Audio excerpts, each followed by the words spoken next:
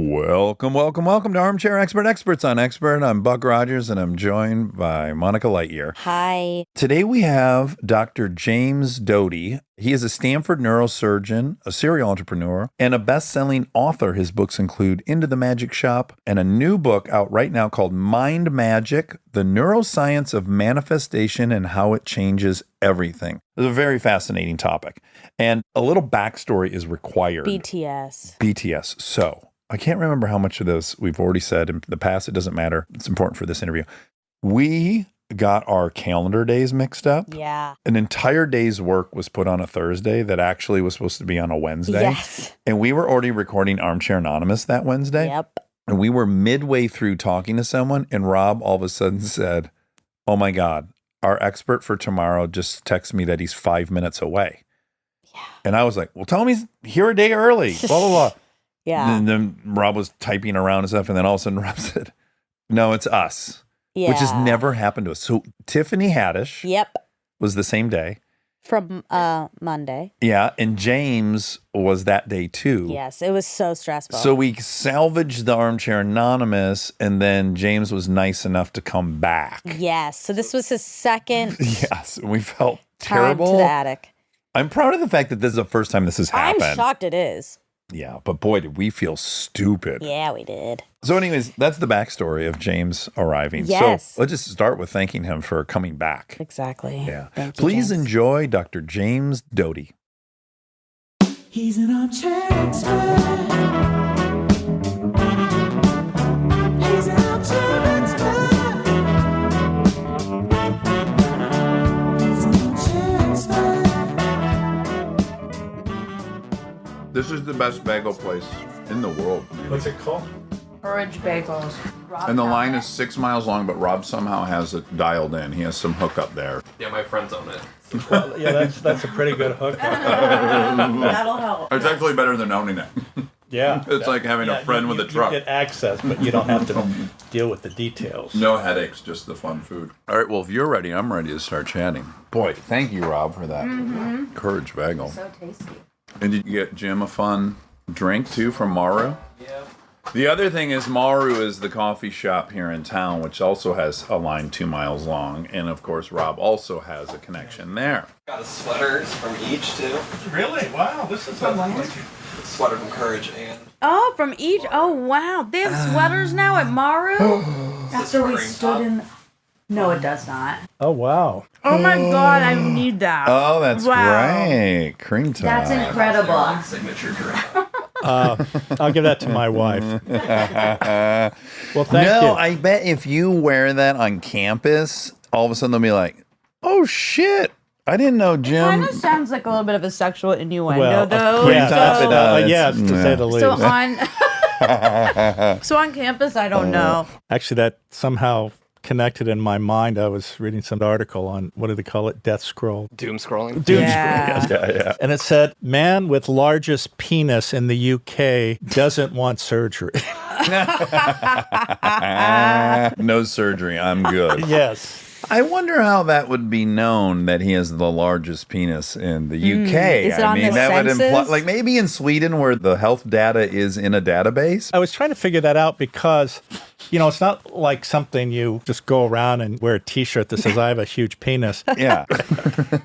And also not a standard part of a physical. It's not like the doctor's ever like, well, we got to get this penis measurement for your Yeah. chart. Were there dimensions in the article? Yes. there Yes. wasn't. What did Yes, they say? There was. 12 inches by, I think, 8 or something. I mean, 12 by 8? No, Wow. it didn't show it. Sadly. 12 inches. He went to Oxford, actually, and he's sort of a nerd. And he's not a big guy. And he's Oh, not so it handsome. probably looks even bigger than Yeah. He's not handsome. No, not like us. I mean, Sure. He's no Rob, that's for sure. that's why Rob has access to all of these things. Exactly. You know, what's also relevant, since we're on this train of thought, is it's standard that you up it by like 20%. If you're 6 inches, you would say that you're 7.5, 8. Just like height. And now women, unfortunately, have adjusted their Of course. thing, right? Their boyfriends have been telling them it's this. So he probably has to lead with like, I have 14 and a half Wow. inches, I'd imagine. Look, no one wants No that. one wants There's probably the smallest of subset of women. That are interested. Like anything. I mean, there's always this 5% over here. Thank God for the internet for him. But this is unfortunately the problem with comparison, which is so common with males and females. Okay, boy, we could start in so many places. First and foremost, you come to us by way of John Hamm, which is interesting. How did you guys come to know one another? Actually, it's interesting. He has an agent. I don't know if you know him. A guy named Ryan Ibushi. at Never CA. met him. So I wrote a book that came out in 2016 called Into the Magic Shop, a neurosurgeon's quest to discover the mysteries of the brain and the secrets of the heart. It is a memoir that includes contemplative practice, meditation, and neuroscience. That ended up being a New York Times bestseller. It was a bestseller in 8 countries. And in fact, have you heard of this group called BTS? Oh, yeah. Oh, the band. Yeah, so they used it as the basis for their 3rd album. No way. Yeah, their album is called Love Yourself Tear, and the 3rd song is Magic Shop. Wow. When you listen to that song, do you see the connective tissue or you're like, I It's don't in fucking understand? Korean. Okay, so you're not connecting so much. But the words are very nice because BTS is very focused on emotions and caring for others. They're very focused on mental health, doing the right thing. And that's probably why the book resonated with them. Yeah. So then I'm assuming Ham stumbles across the So book. Ryan Ibushi read the book. He says it's his favorite book. He distributed it to all his clients at CAA. Then John got interested. We met, and then we decided to do a movie. And so he's had sort of the rights or toying with that for a few years.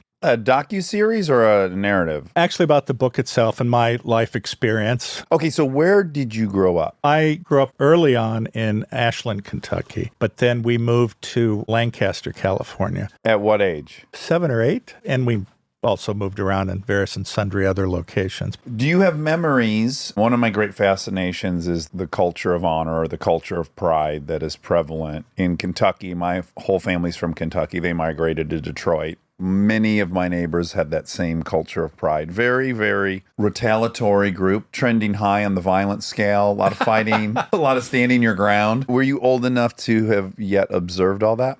I did not observe it, but it's interesting you say that because I had an older brother who was a year and a half older, and he was gay early on. He was out. Well, He couldn't hide it. yeah, and he was a brilliant guy, but he would be bullied all the time, and I was bigger than him. So I would always be his defender.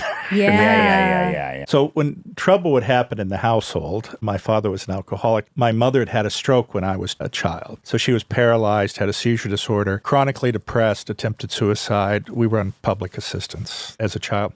But what would happen is my brother, if there was any stuff going on, he would go hide in his room and close the door. Yeah. So I would have to be the guy who would either go to the bar or call the ambulance, go with the ambulance to the hospital. You had to get responsible very quick. Yep.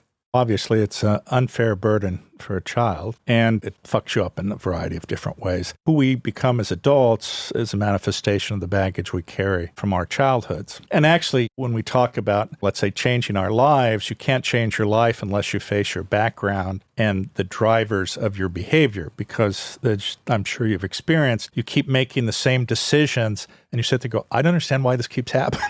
Yeah, expecting a different result. And it's because you have a subconscious driver that has been embedded in you. As an example, if you've had an abusive parent and then they abuse you and then they hug you and tell you they love you, you get this whole fuck up between love and abuse. Yeah, you Yeah, connect they're the two. connected. It's horribly unfortunate. The abuse is obviously horrendous, but you're constantly being won back over, which is also wonderful. And so your expectation of love is also quite heightened. I also think it fucks you up on the other side of the scale, which is like I get this intense rebuilding and repair because some adult is in shame and winning you back over and spoiling you and hugging you and apologizing. And so normal kids aren't getting that side of the spectrum either. So it's just very bipolar and extreme on both ends. So it's like when you're experiencing probably normal love, it's not even registering because that's not what you associate with it. But I think you're in a really unique position. Increasingly, we're starting to understand that it's not just your memories. There is circuitry formed from a childhood like this. There is adaptive properties that arise in the brain that you will then carry with you. You'll have an exaggerated immune system for life. Tell us what happens physiologically. When you're constantly activating your sympathetic nervous system, of course, which is your flight, fight, or fear response, you're trying to decrease And so you do all of these things. Your brain doesn't develop completely until you're in your mid-20s. And certainly when you're a very young child, 7, 8, 9, 10, I mean, this is a very formative period. And there's a whole body of knowledge about attachment theory, bonding, and that can go awry and the circuitry can get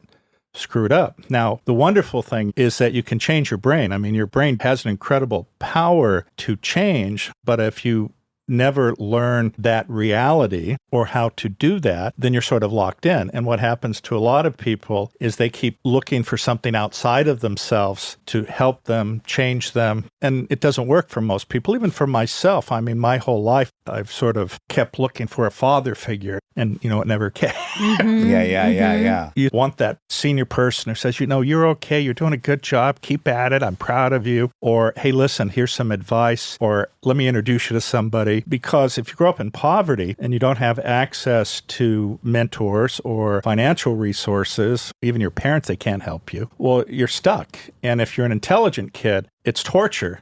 Because frankly, you look around at other children who have more traditional, and I hate to say that because most of the people I run across have actually had fucked up childhood, even though we keep looking at people. Yeah. Yeah, it's like you learn molesting figures and you're like, oh shit, yes, the majority of us. You learn physical violence in the house. It's the majority of us. It's so funny. The only person who I've ever met who seemingly had really a perfect life was an Indian kid I met. Really? Okay. And I met him on a plane and we were both heading to the Kentucky Derby. But it was so funny because his father was an engineer and immigrated to somewhere in Pennsylvania. He started there at like 3, lived there his entire life, and he has like 6 or 8 friends who he's grown up with. Nobody moved from the block. They all stayed connected. They were all friends. They still remain friends, and he's in his early 40s. He expects stability. Yes. What happens to people who don't have that environment? You're always wondering what the subtext is versus if you're with people who care about you, who you trust, you just naturally assume everybody's looking out for your best interests and cares about you. Yeah, such a preferred way to go through life, assuming that. Because it's not going to have an impact. Like I've lied to myself over the years, like, no, I'm great. I'm a bullshit detector. It doesn't yield any positive results. Life is what it is. You're going to get X amount of con artists in your life. You just either live expecting that or it happens occasionally. Well, the problem is people have a tendency to project those types of fears or anxiety or expect failure or expect people to take advantage of them. And that becomes reality for them. Yes. You've led us directly to the theme of your book. Yeah, and therein lies the problem. Now, the great thing is there are Tibetan monks, and I'm sure you've heard of Wim Hof, have the ability to control what are typically subconscious or unconscious behaviors of your body. You can control your body temperature, you control your heart rate, and in fact, I've been a meditator for a very long time. I mean, I can drop my heart rate 20, 25 beats just through thinking about it. So you can do it, but obviously it takes work. And in fact, there's a fellow named Matthieu Ricard, who's a Buddhist monk. Some people have called him the happiest man in the world because he's been a compassion meditator. But the thing is, under an MRI, you can sit there and say, I want you to be empathic. And there's certain areas of the brain that will light up. But you can sit there and say, I want you to be 25% empathic. No way. Or 75%. And you'll see the metabolism in those areas. Now, the problem is if you say, I want to be empathic, or I want you to be empathic, you have to take on the emotional state of another, and in this context, suffering. So you can imagine, actually, that's very painful to do because you're taking on that emotional state. But yeah, there are people who can actually do that. And if you also take it to the next level and say, I want to be compassionate, I care for others, I want the best for others, you'll see the pleasure and reward centers in your brain activate. Okay, so along your journey, Lancaster couldn't have been, I mean, I don't want to be disparaging to Lancaster. I go there often. I've been disparaged. Okay. But I can't imagine the environment improved all that much. I just can't imagine it was a bounty of support and wonder up there. Was Dad present? Well, as you know, you can be physically present, but not mentally present. If you're an alcoholic and that's the driver, as an example, he would get a job and then there would always be something that would occur. And then he would go on a binge. Then he'd disappear for days to weeks. Then, of course, he would come back and be very apologetic and sorry and shamed. And then it would start over. And of course, you can never predict when that's going to happen because of the chaos and uncertainty that activates your sympathetic nervous system, right? You're in a constant state of turmoil. People talk about post-traumatic stress disorder related to military veterans, but this happens to children. When children grow up in these types of environments of uncertainty and chaos, they're always anxious and stressed. Their muscles are always tightened because there is no ability to predict what's going to happen. And as a result, you have all the negative effects of engaging your sympathetic nervous system. And the thing is that when that system's engaged, as part of your brain called your executive control network, which is in your frontal areas, that gives you access to memories, experiences to make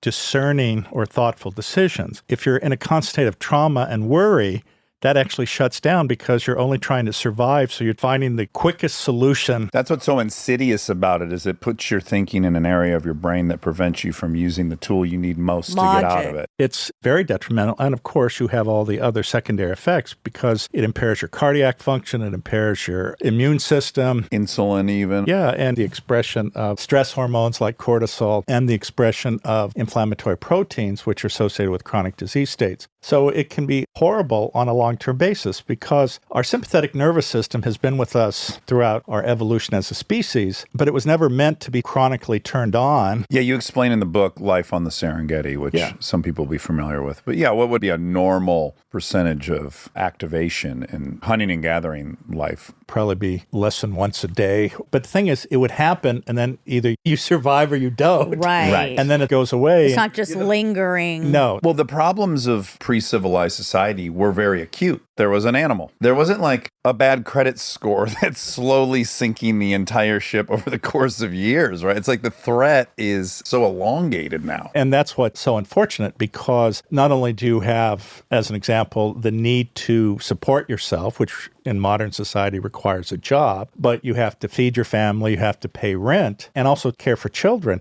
And this is what's so disturbing on some level is you see over the last few decades, and I would suggest probably since Reagan, where there is an attempt to remove a social safety net for people. And of course, it's horrible because if you don't have anything, and there's nobody who can help you, there's no shelters, there's no food banks. Now, of course, there are, but there's not enough. And frankly, the problem is too, we have a minimum wage, although it's recently increased in California. But can you imagine raising a family on $7.25 an hour? No, not possible. And that means both parents have to work. And who takes care of the children? They did a study, the average discretionary income in all comers is only $400. That's not talking about poor people. That's talking about the average amount. So you can see how the very nature of living in modern society is horrible. Okay, so somehow you get yourself to UC Irvine. Did you see that as like, okay, that is going to be my way out of this entire experience? Did you even have lofty goals like that? Yes. I had a physician come to my class in fourth grade, and he so impressed me because he just exuded kindness. And when you ask him a question, he looked at you, he treated you like an equal, and it made you feel good. And he was talking about how it's a privilege to be a doctor, to care for people. So that had a huge impact. Now, saying you're going to be a doctor and actually having it happen, two completely different things. So that was always in the back of my mind. I want to be a doctor. But how I ended up at Irvine is as follows. I had no clue that there was actually the time frames associated with applying to college. The way I found out was I was at a science class. And there was a girl next to me and she was filling out her application. And I looked at her and I said, "Oh, what are you doing?" She said, "I'm filling out college application." I go, "Oh, really?" And it was complete news to me. I said, "Well, where are you going?" And she said, "I'm going to UC Irvine." And she looked at me. She said, "Where are you going?" I said, "UC Irvine." Right, just in a panic. Yes. And she said, "Well, you haven't filled out your application." I said, "No, I didn't get it."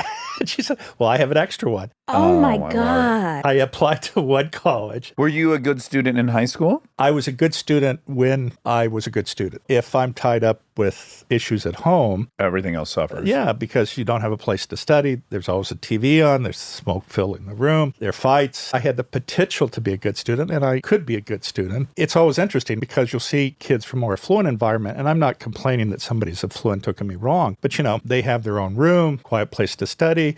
Parents can pay for tutors. Yeah, they get the SAT prep thing. Yeah. Yes. They're not worried about, do my shoes have holes?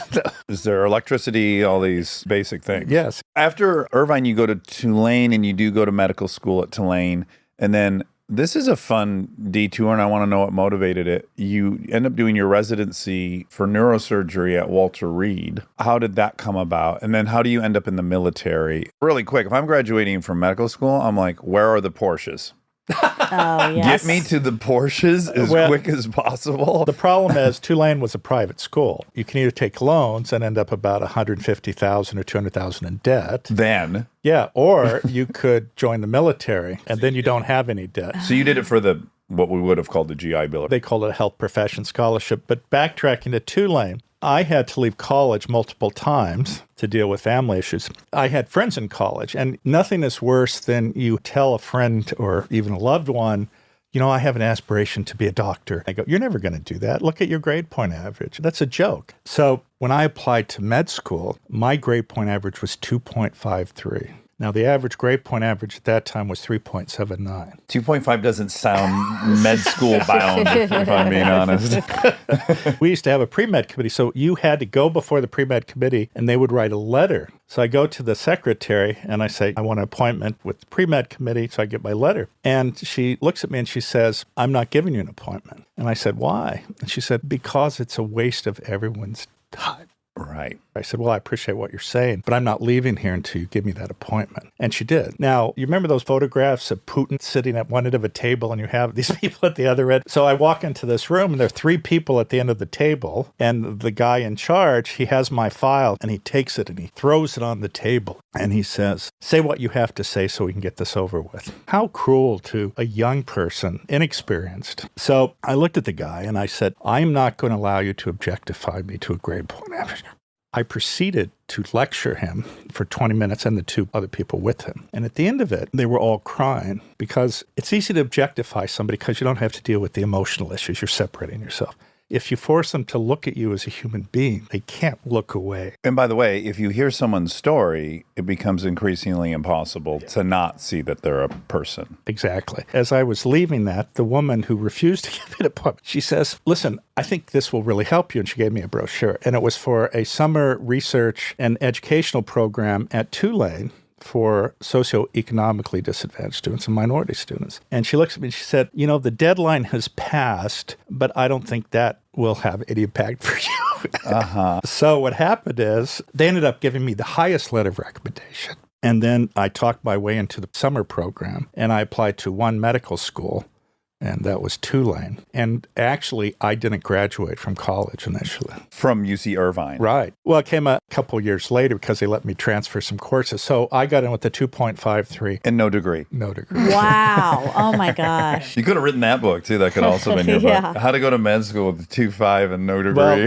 that only happens to one person. But none of us have the ability to judge someone's ability to accomplish something. So if you were to fast forward, Tulane is in New Orleans, and after Hurricane Katrina, New Orleans flooded. So the med school closed for a couple years. The students went to Houston, to Baylor to continue. The dean actually resigned. The library was destroyed. So if you fast forward, they were looking for a new dean because the guy resigned. They had a guy from Harvard who wanted to come, but he wanted an endowed chair. And I don't know if you know how endowed chairs work. No, what is that? In academic institutions, having an endowed chair means there's a donor who comes forward, puts in several $1 million. The chair is named after him. That money goes into an endowment, and that person is able to spend the revenue from that investment for equipment, their lab, whatever it is. So I ended up rebuilding the library and endowing the dean's chair. So the dean to this day is the Doty professor. And I'm on the board of governors. It was a great honor for me because I was also asked, because there's something called the white coat ceremony, where for the incoming medical students, they have a physician speak who exemplifies nominally the highest ideals of medicine. So they asked me to give that lecture. Again, none of us can predict someone's ability to have an impact. What happens is people create these limited beliefs about what's possible for them, and they're held prisoner by it. So how you escape that is really the key. Yeah. We're going to fast forward a bit. I want to get to the next, what feels like the pivotal part of your own story, which is, you go to medical school, you train at Children's Hospital, you get pediatric certification, you become an inventor, you take a job at Stanford at some point. I feel like the really, for me, important part now is kind of the .com era and what happens to your life in that phase of now being an established voice in this world. You are a part of a startup, Cyberknife. You're doing a lot of things. You're realizing all of the goals that someone might have that goes to medical school. And at a certain point, this is very fortuitous. There's a lot of abundance. What is that ride like, that middle section of your life? Let me take a step back Please do. because we talked about the title of my first book, which was Into the Magic Shop, which tells my story from being a 12-year-old. But it was walking into a magic shop, that's the title. But I met a woman there who was one of these people who had this radiant presence about her. She looked at you like she cared. She looked you in the eye. She was in no way demeaning to you because of your age or how you looked. It turned out she was the owner's mother. Can I say something really quick? Sure. What's so heartbreaking and so obvious already, all of your stories, all of these mile markers, someone took the time to look at you. Exactly. Yep. Yeah, it's Huge. fucking heartbreaking. And that's all it takes. I know. Yeah, I it's know. pretty Yeah. simple. Yeah. And the reality is everybody has the capability to do that if they just take the time You can to get look. stuck in your life tallying how much you've received that. And I think at a certain age and in a certain evolution, you have to flip that to like, how many people am I looking at and giving that to? Because that one's actually far more fulfilling. That's where we'll get to. So what happened is this woman took the time. She said, I really like you. And again, she created what we call a sense of psychological safety, where I had a calmness about me. I wasn't tense. I wasn't anxious. And she said, listen, I'm here for another 6 weeks. If you show up every day, I'll teach you something. And she taught me a meditation practice that included a self-compassion practice and how to change your negative narrative and also to look through a different lens. Because when you beat yourself up all the time, you're hypercritical of everyone else. Let's really drill in on that. You can only extend as much compassion to others as you're extending to yourself. When you think of yourself badly or you do bad things, there's this transference towards others. And we see this with one specifically of our political candidates. It's funny you say that because I give this example all the time. And this relates to Viktor Frankl. I don't know if you've read. It just came up on Chris Pine. We just had an episode where this came up. How weird. It's called Man's Search for Meaning. But there's a statement in there that's very relative, and it's one I use as an example, is between stimulus and response, there is a pause, and within that pause lies your freedom. I like And that. it's how do you extend the pause? Because we're so reactive. And I give this example so often about driving. Somebody cuts you off, you assume they're rude, they're selfish. But if you change the narrative to say, this is a husband, they're in the car, the wife's 9 months pregnant, her water's broke, he's getting her to the hospital, you go, fuck. Yes, Yeah. let me help you. But it shows you how in a microsecond you can change and have a completely different response. So the key is, how do you train yourself not to have that reactive response? And I do pretty good with that. I am certainly not perfect. I'll add a piece to it that was a stumbling block for me, which is I'm also caught in a loop of I won't be duped, I won't be taken advantage of, I won't be bullied, I won't be subjugated, right? This gets back to your Kentucky. Yes. So in that moment where I'm deciding what to do, the way I think I'm defending myself would be to not allow this, to tell this guy to get out of the car. I'm going to knock you the fuck out. You're never going to do that. I'm going to teach you a lesson. I'm going to protect everyone else from the same behavior. It never occurs to me, or in the past never occurred to me, that the very greatest thing I could do for myself is give that benefit of the doubt, because now I don't have a cortisol dump. I'm not in adrenaline. Forget that guy. My victory is a huge loss for me. The huge loss for you is actually your victory in the sense that you're not activating yourself. Exactly. I had to redefine what it means to be conquered. Well, it's not even being conquered. It's acceptance, and it's not having a reaction to that acceptance because it's not failure. Frankly, it's irrelevant. I have had some people, like all of us, who've done horrible things. In fact, I just went through a very painful situation with an individual who literally was trying to destroy my professional career out of jealousy. I was the chief of service and had reprimanded him multiple times. So he basically plotted how to destroy my career. It was very painful, and it caused a lot of stress for me, even though I meditate and try to control that. But, you know, especially when you've built a career, let's say in medicine, where you're highly respected, and then near the end of your career, somebody's trying to disparage you for complete bullshit. It ultimately got completely resolved. But I'm not angry at him. I feel sorry for him. And I refuse to go down that path. Now, obviously, I had to defend myself. But this is the challenge for all of us, because there are always going to be these ups and downs. So the key is, how do you have equanimity or this evenness of temperament as you go through life, because there are always going to be the ups and downs. Yeah. The woman in the magic shop, why was she so well versed in all of this? Well, that's a good question. Remember, I was 12, so I wasn't an investigative reporter. Yeah. She was in her 50s. I have to assume that she had somehow ended up in Haight-Ashbury Right. during the 60s. Residual. And had some Hippie insights culture. into meditation. Stay tuned for more Armchair Expert, if you dare.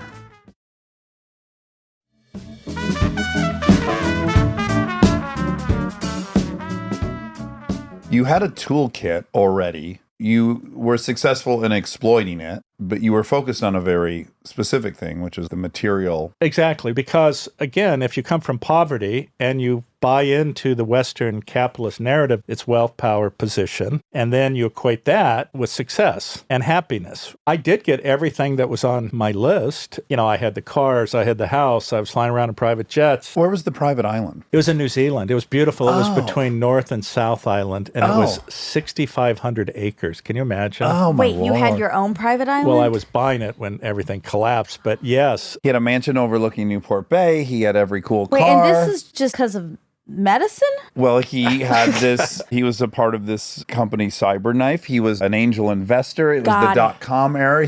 Look, he has access to all of the people creating all of the things we're going to use by virtue of where you're at. Yeah, so I ended up being very successful. So here's the problem, of course. I did get everything. In fact, on my list was a Rolex watch, right? So, you know, and a Porsche, this mansion, and being a millionaire, et cetera, et cetera. As a neurosurgeon, we're among the highest paid physicians, so we make more than 99% of people. But I was also a successful entrepreneur and investor. When the .com thing happened, I lost, when the crash came, almost $80 million in 6 weeks. Oh, 6 weeks. 6 weeks, my. yeah. Okay, hold on once. Don't blow through this Oh my at all. Because my I God.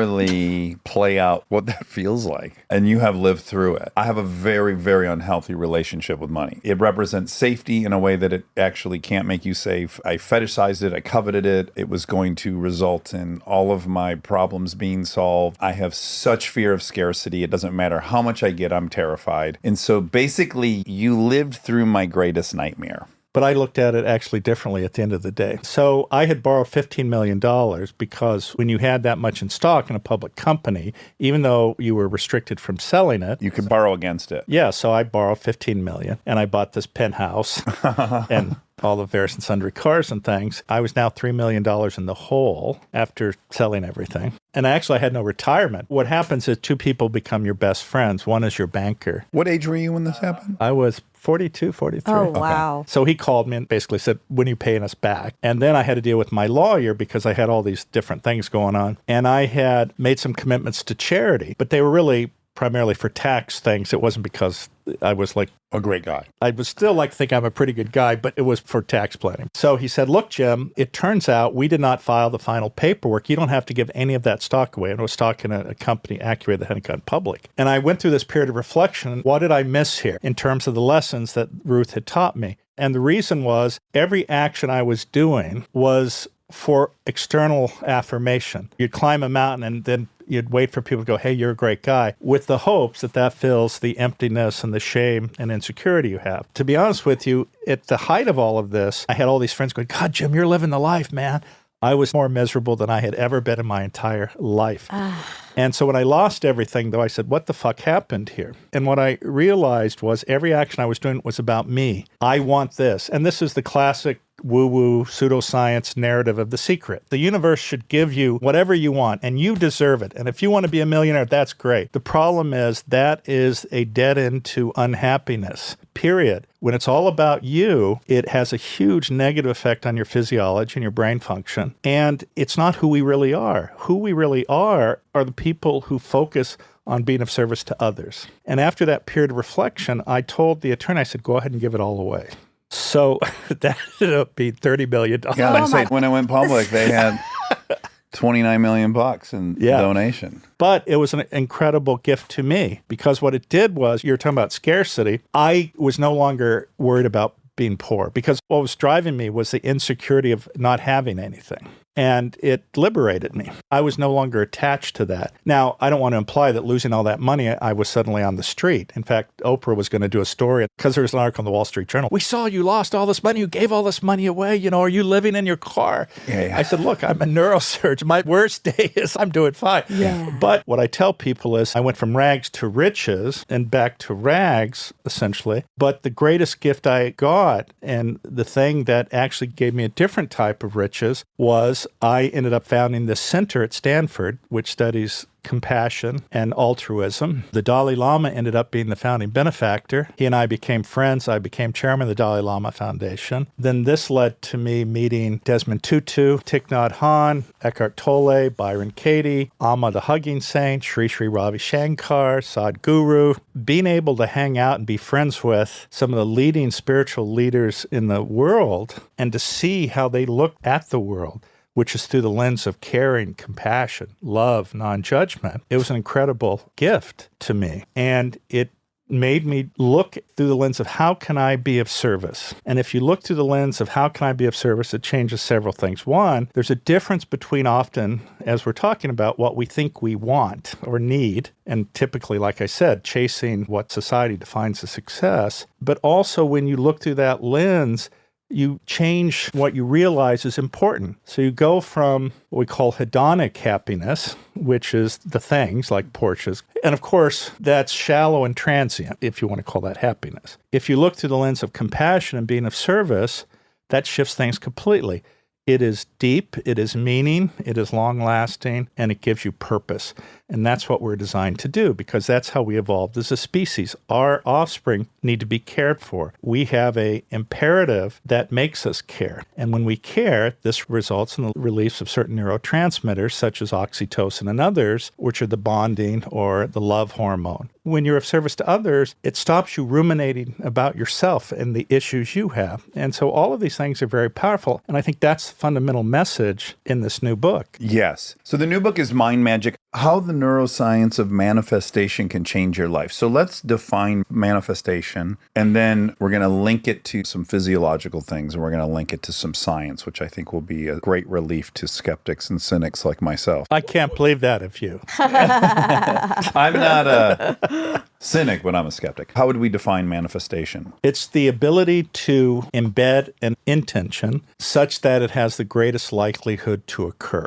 And I was curious because a concept we're very fond of on this show, and a lot of our guests are, and people are familiar with, is we talk a lot about our story, the power of our story, and who we are and what's happening in the world we're in. And then what that invites in, of course, is confirmation bias, right? So if my story is I always get taken advantage of, I am only scanning for moments where people are trying to take advantage of me, and I'm excluding all of the contrary data that would suggest, no, a lot of people are not trying to take advantage of me. They're trying to help me. And so I think of our story is a version of manifestation, and I'm always policing myself on what story I'm telling, because the story I tell is the one that'll come true, because I will not see any contrary information, and I will only see proof of my story. How are those things related, or how do they differ? They're related in the sense of essentially what you're doing is you are embedding your confirmation bias into your brain, and then it seeks out ways to confirm what you want it to confirm. Now, of course, if you don't have self-awareness and insight, that can be very pathologic, and you may get confirmation of you being a jerk and thinking everybody's out to get you, but that's not going to make you happy in any way. And again, it gets back to the negative narrative you have about yourself, because you're basically saying everybody's out to screw me, which of course activates your sympathetic nervous system because you're always looking around. And as a result, yes, you can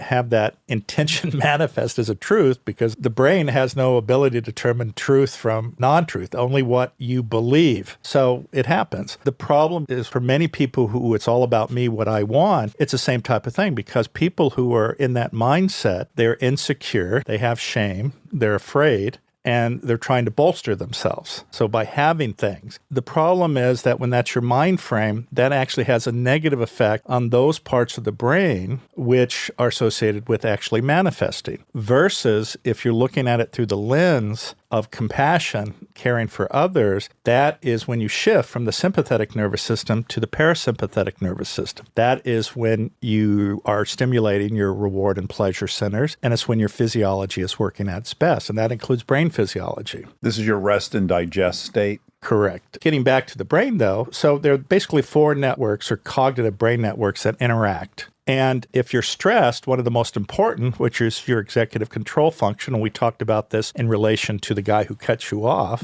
it gets shut down and it decreases your options. But that is the CEO that actually makes the action of responding to your attention happen. So then that impairs it. And that's not to say you can't be a jerk or selfish and manifest something. It's just not the best way to do it.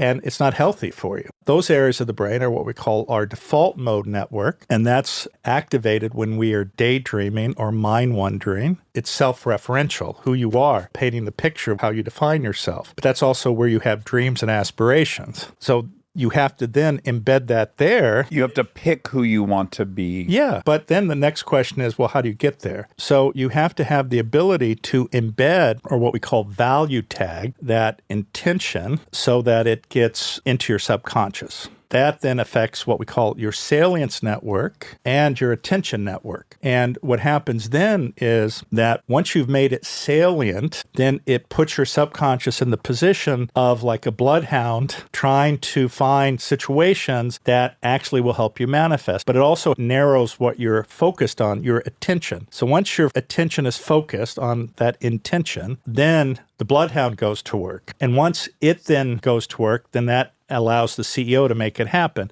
Here is an example for you. I'm sure you've been to a party and it's noisy. If somebody says your name, though, you immediately turn. Well, why is that? Because who you are, your name is one of the most deeply embedded things within you. So you turn to it. Well, if you embed your intention correctly, what happens is, I'll give you a recent example. There's a project I'm working on. It's not commonly talked about. And I was at a coffee shop. Completely noisy, you can hardly hear anything. Yet I heard 2 people talking about exactly what I was trying to do. Well, I would never have paid attention to that if it had not been tagged. And that led to me going over, introducing myself and having a conversation. And now we're working together. That's bonkers. The subconscious, as I understand it, it's like taking in the enormous block of stimuli that's all around. And then it's filtering and deciding what's going to make it into your consciousness. Yes, and I would say all of us are manifesting all the time. The reality is, though, most of us do it inefficiently and unintentionally because today's going to be a great day. This is going to happen. Well, that's in a way manifesting versus doing it in a very systematic way that embeds that intention. And it has to be done where there's repetition because what fires together wires together. So through repetition, you create and strengthen neural pathways. And this is why this idea of manifestation, which is in popular culture and wrapped in pseudoscience and woo-woo, there are certain techniques that have been learned experientially over time. And those are, as an example, writing it down, reading it silently, reading it aloud, visualizing it. And those are the things that strengthen those pathways, but you have to do the work. When I was a kid, I literally made this list of 10 things, and I would go through that exercise at least 10, 20, 30 times a day, every day. And so that's the way to do it. But again, if they're all about you, actually it may happen, but it's not in your best interest to happen. And if you want it to maximally happen, you have to activate, as an example, the executive control network so it does have the ability to act versus being impaired by your own stress and anxiety. What have we been told about manifestation that's wrong? The popular narrative is it's about you. The secret, there's a classic example. It's you ask for $1 million, you should get $1 million. You throw it out into the universe, and you have this thing called the law of attraction. So if you put positivity out there, you're going to get what you want. The challenge with that is it oftentimes then if you don't get it, it says, well, you did something wrong. You're a loser. You can't manifest. And that's not the case at all. There is nobody out in the universe who cares about you. In fact, John Hamm was on your show. He and I were talking about this, and he responded to the first sentence of my book, which is, the universe doesn't give a fuck about you. Yeah. And he said, well, at best, it's indifferent. And it's true. There is no magic person or father figure that's going to save you. And this is where we give our agency away, because so often we're waiting for somebody to say it's okay or you can do it. That's not a horrible thing when you get encouragement from somebody. But if everything in your belief system is such that you have to have that, then you're giving your own internal power away. And you have so much power that you don't appreciate. And we talked about compassion and this idea of self-compassion. We have what's called negativity bias in the sense that when we were on the savannah in Africa or the Serengeti, we were always on the lookout for negative events because they put us at risk. And this is why we also in the modern world, we don't see good news channels. And we have the same bias that gets into our head about negative statements about us. And so when we repeat, I can't, it is not possible, I am not worthy, that becomes truth. And so then you've created a limited belief system. And this is what I used to do. And what I would say is I was building my own prison brick by brick, and the walls got higher and they got darker. And it was hard to even think about escaping because once they get so high and it's so narrow and dark in there, you don't know what to do. But when you realize that you have immense power within yourself, then things can change. Now, the challenge there is, and I'm sure you probably met people like this, there's nothing worse than a reformed reformer. You know, it's like the guy, I'm morbidly obese. Now I run 20 miles every day. And if you don't do it, you're a loser. Nobody's a loser. Yeah. All of us have different experiences. We're in no place to judge people because what happens is you're picking a narrow slot that has worked for you, and now you feel you're able to look down at others and tell people they're losers. Nobody's a loser. Nobody wants to be poor. Nobody wants to be obese. Everybody is worthy. Everybody has dignity. And when you interact with people in that way, it's much more effective than listening to somebody tell you, well, if you don't do this, man. And it's really unfortunate. There's a well-worn pattern among humans is we really are prone to proselytize, and I really do want to look at that through the anthropological lens. Like, what is it about the moment you've done something, almost the very next thought is proselytizing about it. It could and I be want to know what it nice. serves. It could be nice. Yeah, Like, there is some, like, I'm going to pass on a cultural tool that's going to help survival. Like, it Yes. probably was beneficial at the time. Like, oh my God, you guys, I just dipped my arrow in this frog's back, and I barely grazed the antelope, and it's dead. I learned how to do this. You can do it too. Yes, it's been co-opted somehow. But this is our ego at work, right? And this is actually a detriment to so many of us. And we see it within religion. Well, I'm a Christian and you're not. Obviously, you're praying to the wrong God. Now, it's interesting because the reality is, and I don't know if you know Karen Armstrong, she won the TED Prize in '08. No. She's a former nun. She's written a number of books about religion, and she's a great writer. But she also started something called the Charter for Compassion. She met with 19 spiritual and religious leaders, and they all agreed that at the core of every religion is compassion and the golden rule. And what has happened is from when we lived as a nuclear family, then we lived in tribes, we knew from experience that being kind, compassionate, actually increases your ability to survive. We knew that, but then we started wrapping it around a dogma related to our culture. And that's how religions, or some people could argue how religions were created. But again, unfortunately, the natural thing about humans, and it's actually related to this tribal instinct, is to say my tribe is better than your tribe and we're against you. And it leads to all sorts of problems in life because we are no longer in a tribal society in the sense that it is a global community. And when we try to isolate ourselves, it's to the detriment of us. And of course, obviously, the detriment to so many people in the world. Yeah, the trajectory is getting scarier and scarier. Well, yeah, we're seeing it. Okay, so manifesting is broken up into 6 parts, and you've already touched on a few of them. What you give your attention to is very valuable. I want to go through some of them. How do desires play into a manifesting plan? We talked about being self-oriented. You have to understand what are the desires that are actually beneficial for you and ultimately beneficial for others, because that's how you activate these cognitive brain networks to work their best. So you have to be careful what you're asking for. I have had these discussions where somebody will say to me, so are you telling me that to manifest, you have to live as a pauper, be poor, and forsake everything and help everybody? And that's not what I'm saying at all. The difference is that, yes, I live in a very nice house. Yes, I'm very blessed and I have access to things that I'm thankful for. I have no attachment to them. If they are all gone tomorrow, I will be just fine. This is the difference because if you look at it from the other perspective, people's identities are wrapped up in those things. And if they lose them, they're terrified. Well, that in and of itself is worthy of evaluating why you would pick certain things. Like anything that could be taken from you in 2 seconds, you would think, oh, maybe not the best thing to hang my identity on. It just makes it very fragile. Well, but that's the life of so many people in Western society. But I lost everything. I was liberated. If everything ends tomorrow, I cannot complain about anything. We are very fortunate to even be sitting here. This all has to do about mindset because that sets the tone of your life. How do you see the world? How do you see your place in the world? What is your job in the world? And when you can connect with that and feel this energy that you are of service to people and you're trying to model yourself on how can I be the best person, we talk about how one person can change somebody's life. If you look at the lens like that, you cannot not be happy. People come up and go, how are you doing today? I say, if I wake up in the morning, I'm the happiest person in the world.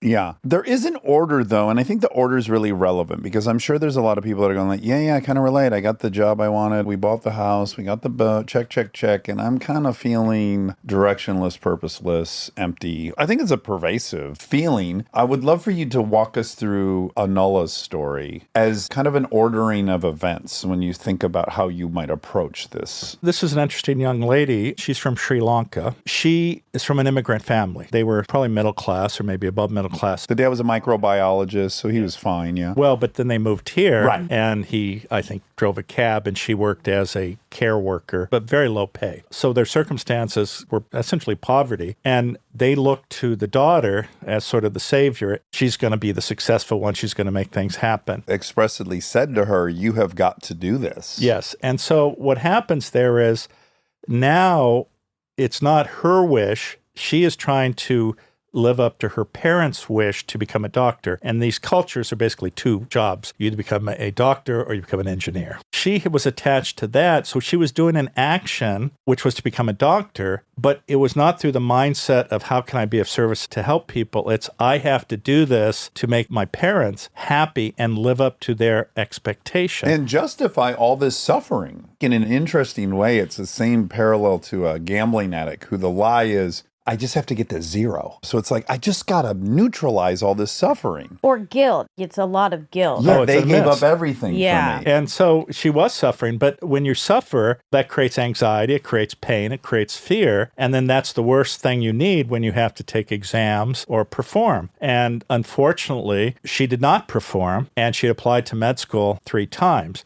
Now, the interesting thing about my first book is that as a result, I get emails from people like this very frequently. And for whatever reason, what she wrote me struck me because she said, I read your book. It was very powerful to me. Can you help me? And we ended up having conversations on the phone and talking about how she needs to change how she sees the world, not anxiety about living up to her parents' expectations. Do you want to be a doctor? And if you want to be a doctor, that means you're being of service to people, you're caring about people, and that is the most important thing. And when you focus on that, and do these different types of meditative practices, which is fundamentally a significant part of the lessons we're talking about, then it will decrease your anxiety, it will decrease your fear. Well, she had health problems. As a result, Living in the arousal state, the flight or fight, her body was attacking itself. She couldn't possibly have studied for the MCAT or done anything. I think it's an important step one for people who are imagining approaching this. You need to get into the parasympathetic system. That's step one. But also exactly what you said. What is the point? I think this is a lot of people in college and was sort of me in a lot of classes in college. I just want to get the A and be done with it. But if you think I want to learn this, you're going to look at it in such a different way. It's not about passing the test. It's about actually understanding something. We've talked about this difference between Monica and I, which is I was out here to be a comedian, but I was going to UCLA so my mom would pay my rent. I wasn't getting a job. I literally was like, what's interesting? Oh, cool. Anthropology. This is weird. I have retained almost everything I learned there because I was there to learn. my son goes to a very, very competitive public school in Silicon Valley. Both of my boys did. But the thing is that these kids are, I don't know if brainwashed is the right word, they're told that their value is them performing. You have to get an A, and it becomes a zero-sum game. It's, I have to win, therefore somebody has to lose. The problem is that you're not accepting a child for who they are. You're translated into your child's mind that their value is in getting an A. And it's a very horrible, pathologic, stressful thing, because if you don't get that A, then you're worthless. And at my son's school, there are multiple suicides. Yeah, it's a big thing. Yeah, because of this exact same thing. It's not only immigrant parents, it's the subset of parents who also have gone to Harvard and Yale or You're Stanford. the elite. Yes, and they inculcate that you have to perform because you're from us. We're a family that performs. Now, there's some people who are up to the challenge, but it also leads to an immense amount of stress. The other thing is, if you look at what's happened in a number of elite colleges and maybe not so elite, is cheating.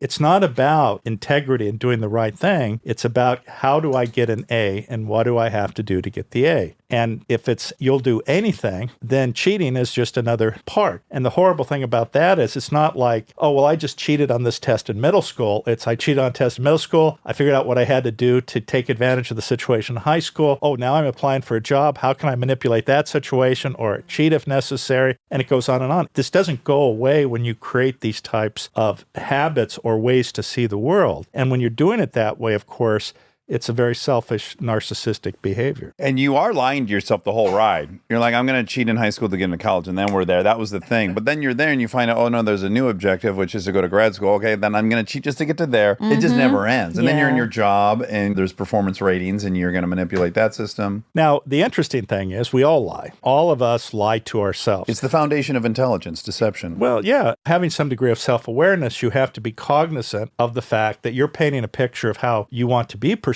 but how you think you are. But I can't tell you the number of situations where I've met extraordinarily wealthy people who have a perception of how great they are. One is they'll sit there and go, well, I'm a philanthropist. Well, you're worth several $billion and you gave $5,000. Or that the nature of their success had to do, and I can't tell you the number of people I've met, and I'd love your opinion, where they sit there and say, I made it on my own. Nobody helped me. Except my father had this high position and he got me this internship. And through that, I got this. So having that degree of self-awareness and humility to understand, even in my own circumstance, even though I had a challenging background, I was white. Oh, yeah, and tall. And good looking. Yeah.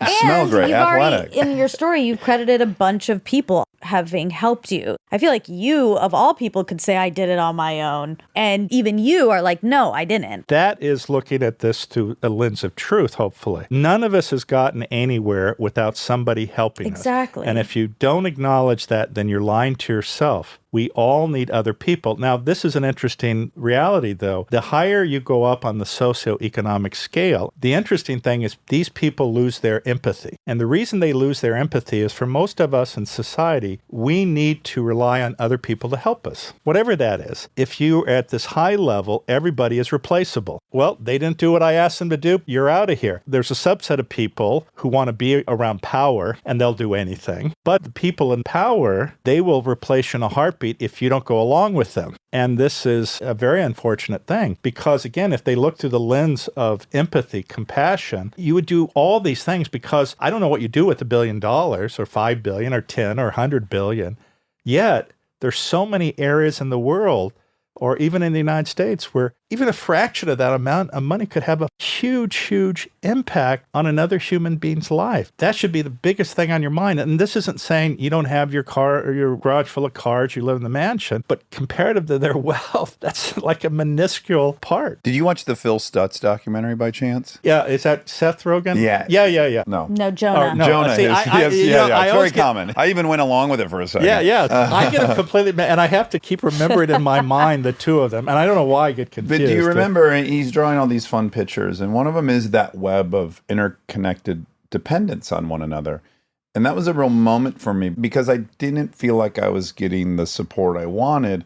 My thought was, well, I will transcend needing anyone. That'll be the solution, as I will be this monolith that creates and provides and does all the stuff, not recognizing what you're robbing yourself of the human experience and the joy of the interconnected and interdependence. And I had to really go, oh, wow, we strive to rely on other people. That's counterintuitive to my selfish reptilian brain. I think you're right. It's not unnatural to want to be an obelisk who stands there and is impenetrable. The problem is just as you said. First of all, it's not possible. But second of all, it robs you. And this is also the nature of attachment. I mean, the greatest cause of suffering is attachment and craving. And the problem is there's a subset of people who are so focused on, let's say, becoming the monolith, that they forget that getting there, actually, that is where all the action happens. Yes. That's where the life experience is. That's where you get wisdom. That's where you get joy. Focus solely on that goal and you get to the goal, there's nobody there with you. It's lonely and it has zero value. And yet we have so many people in business, they'll go,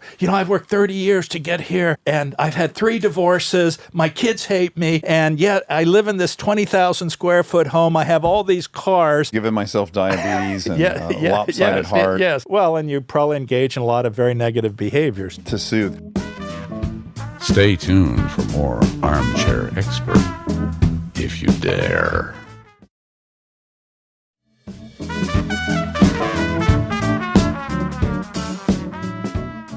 What is the alphabet of the heart and how does it help guide us? Actually, I talk about that in the first book. I was talking about getting into Tulane and giving this talk to the incoming medical students, which is the white coat ceremony. They give you a white coat, you take the oath of Hippocrates the weekend before, and then there's an inspirational speaker. And I was that speaker. It was an extraordinary honor to be asked to do that. In medical school, you have to learn all these mnemonics to remember stuff. So I was saying, can I create a mnemonic that can inspire these students not only to be good doctors, but good human beings, that is something easy to remember and that relates to my own personal journey? So I came up with this alphabet of the heart, and it's a letter C through L. And actually, this is a practice I do as part of my meditative practice, which I go through. So it's C, compassion for self and others. D, recognizing the dignity of every person. E, practicing equanimity, or evenness of temperament. Elaborate on that one. We were talking about this reactivity as an example in the context of somebody cutting you off, right? Yeah, road rage. If you're able to maintain an evenness of temperament regardless of the circumstances, as an example, let's say you have an attachment to a goal and you don't get that goal, people can be devastated. But if you're able to let go of that and understand. I want to know who gets this ringtone, because I've heard a couple different ringtones, and this one's specific. It's my spousal unit. There you go. I had a hunch this one was more relevant than the others. Oh, I didn't put in airplane mode. My wife is going to go, why didn't you answer the phone? You started that interview an hour and 35 minutes there's ago. no What way the you're fuck are still you in doing in there. there? Is it turned into an orgy? Well, you probably believe that. Well, when you give her the cream top sweatshirt, for sure. You guys are sick bastards. Anyway, where were we at? Equanimity. Oh, equanimity. So the thing is that when you're attached to a goal and you don't attain it, then that causes suffering and unhappiness. Well, if you understand that you should not have attachment to that, you should enjoy the experience, you should enjoy trying, but the world doesn't end if you don't get that. But people always want to live in that space of, I accomplished this, I'm getting all these accolades, it makes me feel good. Well, we cannot always be in that state. You have to accept that reality. The other side of the coin is just as accomplishment is transitory, or these goals oftentimes, so is disappointment. We're going to have ups and downs in our lives, and nobody wants to be unhappy or have bad things happen to them. That is the nature of life. But if you really closely examine it, like the other side, accomplishing things, you can't always live there. It's transitory. That is the same way with downtimes. Unfortunately, people will translate that the experience they're having is lasting forever, which then leads, of course, to rumination, depression, and sometimes suicide. But if you look at it from the perspective of it being transitory, you don't get lost there either. You have this evenness of temperament, understanding and appreciating each part, because while the accomplishing part or achieving is wonderful, it doesn't really often give you the sense of purpose or meaning necessarily, especially if it's a focused, I want type of thing. Versus the downtimes, though, if you examine that, where do you learn your greatest wisdom? Where do you see how resilient you are? Where do you see you have the powers within? And this is when oftentimes you survive a difficult challenge. And that's what gives most people an immense amount of knowledge, insight. So you don't want that not to happen. You don't want it to last forever, though. So having this sense of evenness of temperament, enjoying the good times, but not getting lost in them, and the same with the down times. It's interesting. I have a modern art Buddha at the end of my pool. It doesn't have a head. It's modern. Yeah, very. Too modern? Oh my God. Yeah. Scary. It looks nice. But it's also holding a persimmon. The purpose of that is to remind me of two things. One is the tendency for us all to get lost in our head. So by it not having a head, it sort of forces me to be in my heart. But the other part is to recognize that a persimmon, it's like pain and suffering. It starts out hard and bitter, but if you're patient over time, it becomes soft and sweet. And so that metaphor makes me appreciate even the down times. So equanimity, F is forgiveness. A thing that's very common is so many of us attach an emotion to either an experience or a negative interaction with the person. And the problem is if you don't let that go, every time you think of that experience or that person, it actually stimulates your sympathetic nervous system and makes you suffer. In AA, we say resentments are like drinking poison, hoping your enemy dies. I know those statements from AA. By the way, there's been 12 I just silenced myself and didn't say, but yes, it's incredible how littered the big book is with Buddhist stuff. I still have the same sponsor I've had for 28 years. Wow, No kidding. that's Yeah, cool. same Do guy. you fear he's going to die and what will happen then? Thanks for bringing that up. I never thought of that before.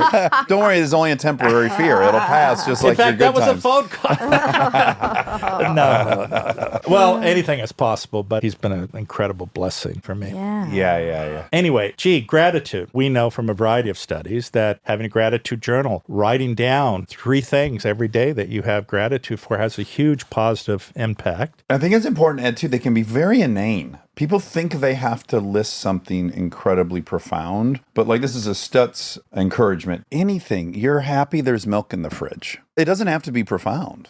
It's just the act of putting your thoughts in that part of your brain. I remind myself 50% of the world's population lives on less than $2.50 a day.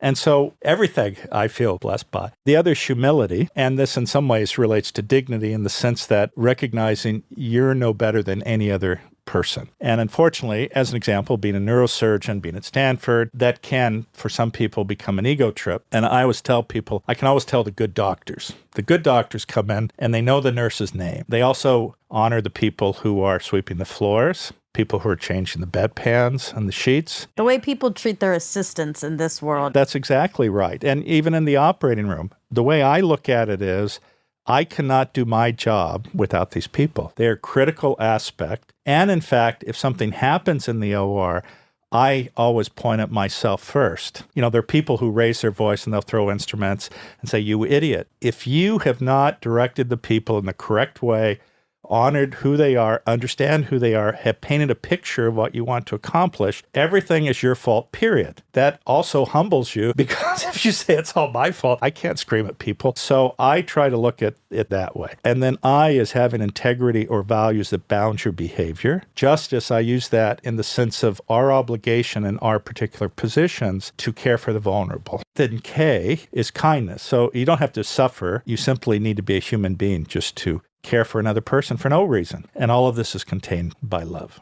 Which of those, D through L, is hardest for you? Be honest, Jim. You bastard. Which C one of through those L, do you give C yourself through a C on? I think having humility. Yeah. Yeah, it's a hard one. I've been blessed on some level to have done some things that people compliment me on, but I have to remind myself, yes, that's wonderful, but the talents that I have did not magically come because of me. They're a product of a whole variety of circumstances. And this is what's sad is people are being honored for things they did nothing to get. And even people who've done certain types of accomplishments, let's say athletes, I appreciate that, but that doesn't also make you more important than anybody else. Do you know Robert Sapolsky? Yeah, we just had him on recently. Oh, you know, I have a podcast called Into the Magic Shop. Oh, I didn't know that. Well, why the hell not? I you know. I did. did all the Jesus. research. The I didn't research. stumble upon that. Anyway, he and I were talking about free will, and one of the arguments, of course, is that we didn't choose what we got. And so why are we bragging or thinking we're Or particularly... being judgmental. Behave's my favorite book ever, but the new one pisses me off to no end. But why? That tenet is so real. To make it binary, there's no free will or there is free will. I think it's maybe a spectrum of free will, and maybe it's down to 8%. I do not believe the future is predictable, even if we know the placement of every atom in the universe. If we did, it is, but we don't, so we can't. But I get where you're coming from. There's divergence. There's a lot of principles that interfere. He's a fucking beast, though. He is brilliant, and we had a very wonderful conversation. Okay, so this is interesting. Do you find that humility is hardest when you're intimidated? So Sapolsky's a triggering person to me. Like I read Behave and I go, how did this man become the premier expert on baboon societies and he's not an anthropologist? He spent 33 years. Yes, and he is the number one expert on this. And that's not even his field. The intellect is enormous. And so when I sit with him, it brings up insecurities of me. The dyslexic kid's going to be talking to him. There's all this stuff. And then what seems like an easy antidote is now to bolster myself with all these other terrible qualities I have that I would elevate. Well, no, I can because of X, Y, and Z. Like, do you find that certain situations make humility harder to achieve because you feel fearful or threatened? Now, this may sound strange to you. I just don't care because I have been blessed by having experiences with some of the major spiritual religious leaders, political leaders, the John Hams of the world. Who Are we calling him a spiritual leader? Maybe we shouldn't go that far. let's not get there. He was phenomenal in season 5 of Fargo, but I don't know if I'm going to bring my existential crises to him. But my point is, they're just human beings. And having spent time with many of the religious and spiritual leaders, people like worship these people. I go, what the? They're human beings. And frankly, being in the inner circle, if you will, on some level, they're just as fucked up as all of us. So somehow attributing like there's something special here. Yes, they may be special in this realm. Well, listen, this I is feel coming that. full circle to attribution error, which is by practicing never feeling superior to anyone else and recognizing everyone's intrinsic value, you're weirdly affording him to have that view of you. You're reaping one of the benefits of your practice because you're going, well, I'm not talking to the guy with an 8th grade education feeling superior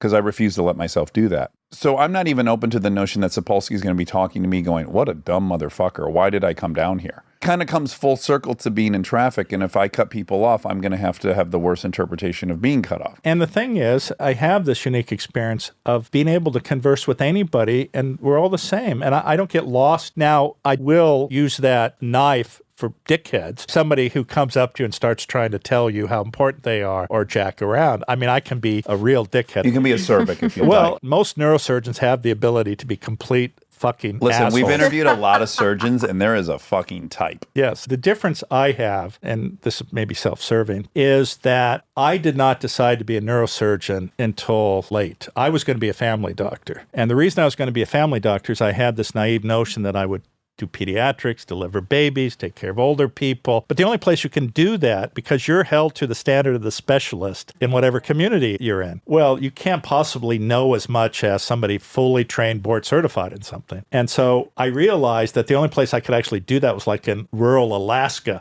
And I did not want to go to rural Alaska. Although it was a great TV show, Exactly. Northern Exposure. Yes, but the other thing was that I actually met some neurosurgeons in the Army, actually, when I was doing my internship, who so inspired me because I was going to actually do general surgery, become a plastic surgeon, and then do craniofacial surgery on children to reconstruct their faces. And that's really what I wanted to do. But after 10 years of training, my wife informed me that she was fucking tired. Sure. That's a long time. Of you becoming more and more specialized and Yeah. going nowhere. I had done neurosurgery, and I said, well, I'll just be a neurosurgeon. I'll stop there. But I thoroughly enjoyed it and was very good at it. And so I have no regrets whatsoever. And in fact, I ended up doing craniofacial surgery with a plastic surgeon. But my path wasn't to be a surgeon. So I would like to believe that I didn't become that person. But I will assure you, there is at least a few people who will say, Jim Doty's an asshole.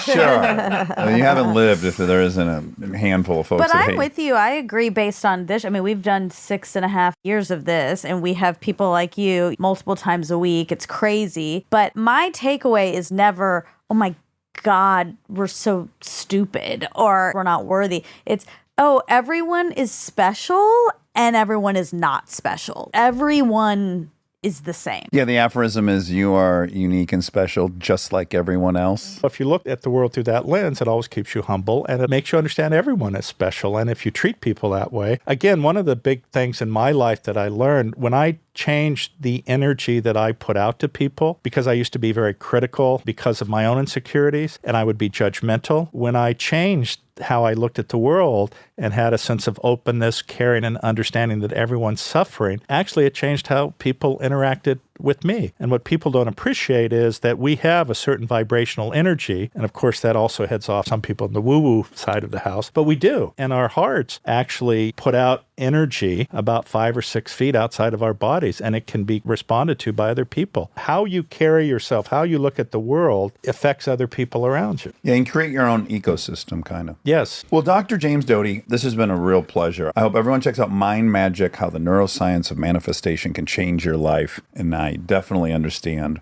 why John Hamm's a huge fan. I will say, I just want to thank you personally because, as I already said, self-proclaimed skeptic, I'm enjoying so much people connecting these things that are kind of old and robust and true. I'm newly into Buddhism, but it's shocking just since I've been reading about it, how much of it surfaces in all these other conversations. We're talking to a memory expert. And we're talking about the context that you're in will affect how you retrieve your memories. It'll alter your memories, right? And this is all Buddhism. There is no consciousness. There is consciousness arising out of a given context, which is ever changing. And so I'm really delighted when people like you are linking the science to it. I think it just will help get people over the hurdle, myself included. It's very comforting to know, like, no, we're looking at the brain in an fMRI and this is happening. This isn't woo-woo. Well, and this is the challenge is people attach woo-woo and pseudoscience. So they'll say a statement that in part is true, and then they'll add all this baggage to it, and then they'll push that out there. My belief is if we can honestly lay it out there as it is, and also how to get rid of the woo-woo stuff, make you understand how it works best. And I think in terms of manifestation, it's really important because this book is really about the power of your mind to change your life. And there is no other magic beyond that. Your mind has immense power. You just have to understand how it works, and you can actually manifest an incredible amount of things. Now, that being said, I don't want to sit there and imply that, well, if you do this, everything you want will come true. There are some forces, either systemically in our society, that may prevent things. There may be other competing interests. You may not have clarity about what it is you really want. I think that's a big one, by the way. I have friends who are like, I want a family. I'm like, do you? Because everything you're doing is kind of contrary to that goal. This gets back to what are you manifesting today? And if you look at their path and they've never looked at it, they don't understand what it is that's driving them. Because making a statement like that typically is in response to if you're with somebody who has a family and they're happy and they go, oh, well, I sort of want that. But they don't really want that. They want something else. Now, most people, frankly, want the easy way out. The brain is lazy. Well, let's call it efficient. It wants to expend the least amount of energy possible. That typically is repeating the same habits you've done. So you have to put the work in it. Even though the first sentence says the universe doesn't give a fuck about you, I would also say God only helps those who help themselves. You have to show up, you have to do the practice, you have to be motivated, and you have to understand the power. And I think, though, one of the other things just to throw out there is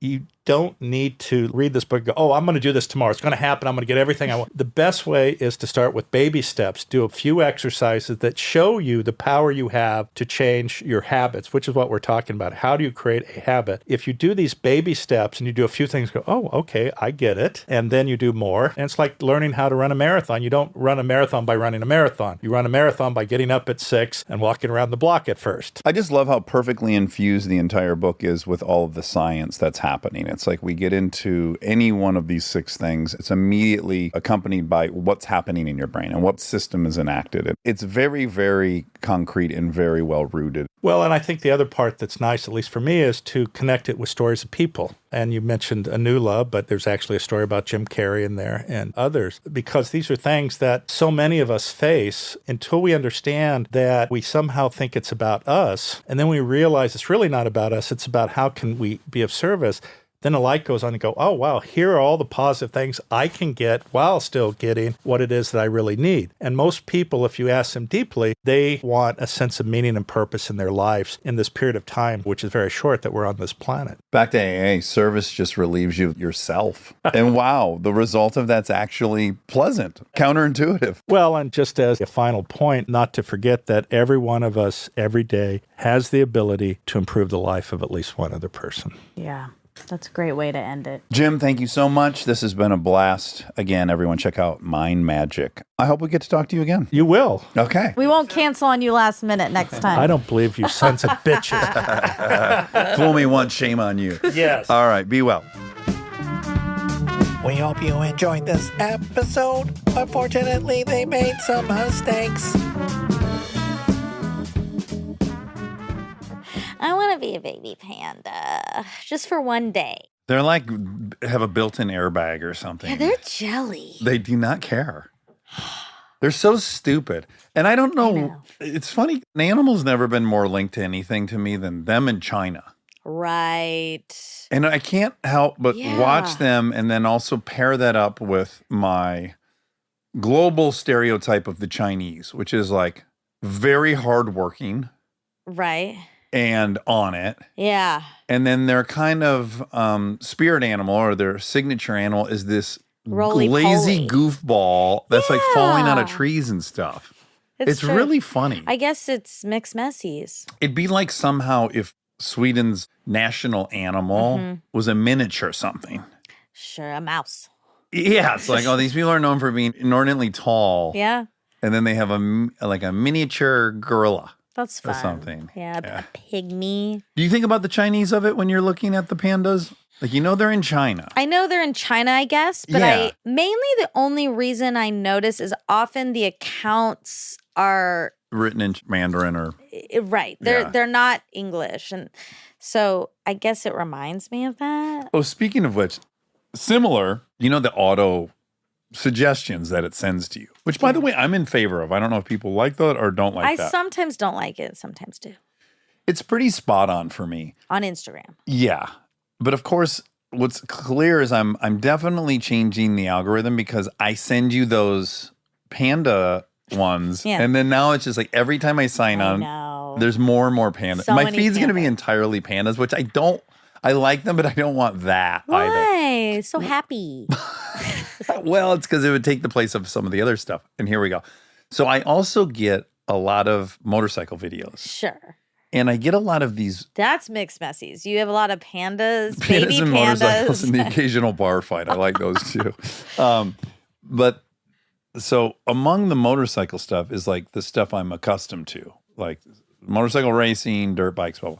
But then there's also all these videos that are like basically bicycles with engines on them Okay. and guys racing them. And it's all Indian. Oh. Do you think it's because they know you went to India? So now they know well- you're kind of interested in India? Well, certainly it's building on the motorcycle interest, but yeah, maybe it cross-pollinated with my recent interest in India. Yeah. Wow. Yeah. But again, very unique to the region. All these regions have a kind of signature motorsportsy thing. Really? They do. Like, say, the whole Middle East area is mostly these, like, really totally dorky pedestrian looking tiny SUVs or like utility pickup trucks. Okay. But they have put like 2,000 horsepower turbo motors in them to climb sand dunes. They're so specific. Like, you don't see these anywhere else in the world. Interesting. And they're everywhere. And then also big in the Middle East is like drifting these super boring looking passenger cars with guys hanging out of the window. That's very unique to the region. Last one in that region is driving the Jeeps on two wheels is a big thing over there. They'll be on the highway. They're on two wheels. The guys that are better at it, they'll have guys. This is true. One of the videos, it's a Jeep driving on two wheels. That means the front wheels are up? No, front right wheel and rear right wheel on its side. Oh. Right, not doing a wheelie or driving on the front wheels, but Okay. driving complete like Dukes of Hazzard sideways. So the Weird. car's leaning like this, right? And then guys in the passenger window and passenger rear, windows down, come out of the No. Jeep, take the tires off of the tires that are in the air, trade them, put them back on, and then it drives. And this is all done on a public road. It's not What? closed. So they're running and. No, they're hanging out the window of. So the Jeep is tilted up on its But side. is it driving? Yes, it's flying down the Right. highway. Oh. So they're hanging out the window of the passenger seat, Oh. leaning over, unbolting the wheels, Wow. taking them off, trading them, putting them back on, Whoa. and then they come back in the window, and then the guy driving puts it back on four wheels This is very dangerous. on a public road. Wow. Yeah, you're only going to see that in the Middle East. Cool. Yeah, Scandinavia has a thing. I know we've run its course. It's the last one I'll tell you about. What is it? Their unique thing is they love these crazy hill climbs, but like the hills are impossibly steep. It's always the sides of a quarry, like a rock quarry that's been dug out. and they have these 4-wheel drive Jeeps, again, with these like monstrous nitro fucking supercharged 2,000 horsepower motors. And they're at the bottom of the quarry, and then they just fucking floor it, and they just scream up the top. And they're almost like straight up and down, getting to the Ooh. lip of it. And that, No, you're only I seeing hate that in that. Scandinavia. Ugh. I kind of like the regional. Yeah, that's fun. It is. Unique. Well, because people have to play in their environments. Are you letting your beard grow out? Yeah, I'm It surprised looks- you noticed. Yeah. Yeah, I haven't shaved since I went to Austin for Yeah, no it looks particular reason. different. Yeah, better or worse, be honest. No, I don't think better It's not- or worse. it's not better or worse. It's but just it's just different. I can tell. Yeah, it's because I haven't had a haircut in a while either. So if when I let my hair grow longer, I tend to let my beard grow longer as well. Interesting. Like proportionally, I feel like So are you gonna grow out your hair? I have no clue what I'm doing with my hair. I just Okay. simply haven't got it cut. Okay. What I like about it is way more gray comes out, and it kind of is back to my punk rock roots, where it's like I'd have some of my hair dyed, Yeah. but it's my body's just doing it for me now. Well, I got kind of nervous when you walked up because I saw your beard, but I didn't notice your beard on whenever I saw you last, which was probably 2 days ago. Thursday. Yeah. Yeah. Yeah. So I think it grew a lot this weekend. Yeah, maybe. And I knew you were dealing with the sick kid. So I thought maybe you were sick and the beard had to do with you being sick. And like was protecting me, like grew faster Or to like you were insulate me. so sick, your body was like making hair. And my nails grew out really long. Now, one thing it's been a while since I did let my beard get a little longer. And what I'm pretty certain of, I'd have to go back and look at pictures. It seems to have degraded a bit, Really? which I know is not possible. But do you remember? It's possible. Because it's certainly gray, but I feel like it used to be grayer when I grew it out, which I don't know how that could have possibly happened. Huh. Maybe my hair is just gobbling up all the gray ingredient, and now Maybe. I don't know. I mean, I think isn't it like it's dead now? So it's gonna be gray. Well, it's growing. I know. I don't understand gray hair. Yeah, I don't either. Because it's supposed to be dead, but then it does. No, it just loses its pigment. But I think it's also dead. That's why some of them are like curly and wonky and spry. On this topic, are you ladies envious at all that like we have so much to play with just to keep things novel? Like I can just decide, I'm going to change the total look of my face over the next month and a half and grow this preposterous. No, because I think we have that with makeup. Oh, Like yeah. we can play with our face a lot. I mean, men can too, of course, but women can And a make lot more all looks. kinds of different looks with makeup. Yeah, I guess I maybe feel like that's- you guys are actually more limited. All you have is the beard. He has the hair. Yeah. Do I want hair Hair on my head play. or hair on my face as well? Also, I'm timing this completely wrong, as I usually do. This is always, I don't know why I do this, but Okay. I generally have short hair when it's cold.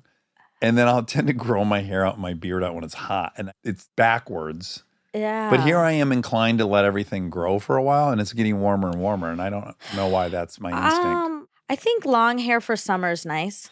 Oh, okay, great. Like I think sometimes women like having long hair for summer. That's a huge generalization. Well, you said sometimes. My Yeah. girls both just got their hair cut off. Well, I don't know about the younger gen. Yeah, we can't speak. I on can't them. speak on that. But my gen, mainly me and Callie. We like it long in the winter or in the summer. I always like it long. My hair's long. Yeah. But Callie would often grow her hair out for the summer. So that For like a bathing suit. it's kind of look? like mermaidy look. Oh, sure. It's Yeah. got to be linked to a bathing suit somehow, right? Yeah, like maybe Your it's like shoulders. it covers your boobs. Oh, okay. Oh, so she's not if you wearing a don't top. wear a top, if you decide to have take the your top off. option of not wearing a Yeah, top. Okay. yeah. Like if you want to sunbathe, but cover up your nipples. But can women really make that much of a change? Like if you Takes go like a minute. right, like if you go, I'm going to grow my hair long for the summer, it's probably only going to be 5% longer. You Whereas have to- for me, like my hair is currently twice as long as it was a month ago, proportionally, because it was so short. right. But Callie's going to go from like 11 inches of hair to a 12 inches of hair for the summer is interesting. No. Because Callie has had a lot of hair looks in her life. She's kind of more like you, I guess. Which we Okay, remember we yeah, said that. yeah. Right? And it's getting, I guess, proven Over I'm and going to over. let you prove it, though. She's played with a lot of looks. What I pointed out for the listener was, I was on here. But, oh, it was. But do it again. Oh, I think it's interesting that people pair up in I think a mutually beneficial way, which is you're very risk adverse. Mm-hmm. And Callie, for at least from what my understanding of her, she trends high on the risk. She's a little more risky than you. She's more risky than me. So she probably pulls you along into some places. And then you've probably tempered her riskiness. Yeah? I don't think. Okay. Well, at any rate, all I observed is that I feel like Callie and I in some way fulfill the same role in your life. You were saying that Aaron and I and Charlie were similar. Yep. 3 of your close friends were Yep. similar. And then you said, and it kind of makes sense because maybe Callie and I are similar. And I Yeah. pushed back, Yeah. but I guess But we're the more finding. you think about it, I guess we're finding a couple more yeah. crossovers. One being And- the hair. But she, when I had my astrology reading, my astrologer said it's good for me to be around water signs, and she's a water sign Oh, okay. Okay. because it's very different from me. While we're on the topic of Callie, I have had such a arm's distance connection to her just through you. Yeah. And so I know very little about her, but what's fun about being on this connections thread, Yeah, you get to see her. I get to see her more. And when I'm seeing, and I'm sure you've observed this with Aaron and I, which is like, oh, we have a similar sense of humor. Uh-huh. And so what I'm learning is that Callie's really quite clever. So clever. Yes, and I didn't know that. I haven't interacted with her enough. But like when she My best friend wouldn't be anything but. great. Right? But really, she's my Aaron. I know, soulmate. So my best of all time is going to be cool. Well, I knew she was cool. Okay. That's obvious just from looking at her. And I knew she had an aesthetic. If you go to her Instagram page, it's very beautiful. Yeah. What I didn't know is that she's very funny, clever. So the one that really got me the other day was when she said that she felt like we were communicating with. Oh, you liked I that. loved that. Did you see? I had a follow up that was like, or maybe it's a dead relative. Like she was saying that she thought that there was a pattern being placed in connections that was someone communicating with us from outer space. Right. And that's such a unique, abstract, funny thought that I is. really liked. She is. She's not very. This is the first time I'm having this revelation. I Oh, don't think right. Callie is a people pleaser. Right. Or At even an all. approval junkie. Exactly. I Yeah. don't think she needs it. Right. That's what I'm saying. There's an economy to when Really she interesting. is witty. So she's not someone going for a joke all the time. There's no neediness to her. Yeah. Which is very appealing. I feel that about Aaron. Totally. It's like when the time's right, he lets it rip, but there's no neediness. Anywho, it's Yeah. been fun. Now, what do you think about me and her? Like, what have you seen? Well, once I saw this side of her, I'm like, oh, I get it. I bet their text chains to each other are fantastic. Yeah. Do you think it's similar or do you? Yeah. You're Okay. both very, very clever, mildly sarcastic. Yeah. I, like you say with Nate Mm-hmm. and probably with Aaron, Mhm. I have no sense of competition with Callie Right. at all. Yeah. So, but there are people in my life with varying degrees of that. Yeah. Because that's very human. Mm-hmm. There's none with her. Yeah. It's a very safe I relationship. get it. It's also a little bit what Phineas was saying, which is when you truly love somebody, you're genuinely happy to see them get approval and be shined on. Or I know, but I think that's a little basic. Like, I think you can really love someone and it still there can be triggers. And it's not normally about the other person. It's just you, right? It's about whatever you're going through. yeah, but I would argue maybe those triggers and those character defects that are preventing you from rooting for the person would be a good measure of how much you actually love them. Well, I think It would say that to me that your baggage is standing in the way of you actually loving them. I guess truly. so. I think you can be 100% rooting for someone and want only the best for them Uh-huh. and get jealous. Uh-huh. Like, I think that's very human. And I don't think there's actually a problem with that. As long as you're not like, I don't want it for them. I don't want it. It's just things can bring up for you like, I want that. I mean, Yeah. I've experienced it on my side, and I've been on the other side of that. Yeah. And I think it's fine. I understand if there's jealousy that comes into play, as long as they're not like upset by my success. Mm-hmm. I understand if it's like triggering something in them that they don't have and want. Yeah. You know what I mean? I know what you mean. I'm not sure that I agree with you, but I do know what you mean. Interesting. Anyway, so I think it's funny because I know you think you and Aaron have you obviously have a cohesive sense of humor. Like you balance, you like. We get into a rhythm with one another and Yeah. we build on each other and we have the exact same very specific thing that we love to build on. That you like and enjoy. Yes. Yeah. Now, yes, if you meet Aaron at a bar and you meet me at a bar, and the kind of ways he'll be funny and the kind of way, probably independently, are different. Right. But when we're together, they kind of fuse in this, because there becomes a third sense of humor that he and I own collectively. Yeah. Totally. I think that's common in friendships. Yeah, yeah. And it's always when he's here that I'm reminded how much I enjoy that silly zone he and I live in. Yeah. So fun. It's so fun. I'm in a good spell right now. I just hiked with David Walton. Oh, nice. He's another person who I just have this deep, when I'm with him, it's just this feeling of joy Oh, that's nice. and symmetry between whatever it's a very easy balance between the two of That's us. great. Yeah. But also a rough weekend. Yeah, very sick child. That's sad. We had a Yeah, I sick don't kid like- too. What's that? Calvin was sick too. Really? Yep. So Friday night, first Lincoln came in and she had a nightmare. So Kristen went and laid with her in the middle bedroom. And then Delta came in. She was crying and she's super sick. So she lay down next to me and she started snoring. So it can't even be called a snore. This is what it sounded like. Oh, God. Ew. Oh. Like Did you think her- she was dying? I was worried. It sounded like she had sleep apnea. Right. Because her nose was just 100% clogged. She couldn't breathe through it, but she was trying to breathe through it. So then she was breathing through her mouth. So it's just insane amount of noise coming up next to me. Oh, man. And so I put on my noise canceling headphones and I'm trying to sleep next to her. And it's Your still, safety blanket. yeah, it sounds like there's a grizzly bear mauling a deer next to me. Yeah. And then every 20 minutes, she starts crying in her sleep because her throat is sore from breathing through her mouth. Oh. So then she's just crying, but she's still asleep. Oh, no. So she cry for 20 minutes and then, Oh.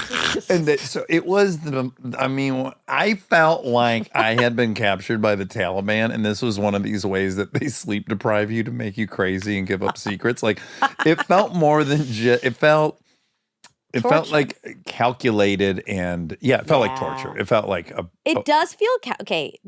When snoring, when you're in that zone and someone is snoring, say and it, you Aaron's can't snoring sleep, in the motorhome. yeah, it feels aggressive. Hostile. It feels hostile. It feels pointed and on purpose, and they're doing it to you. Yes.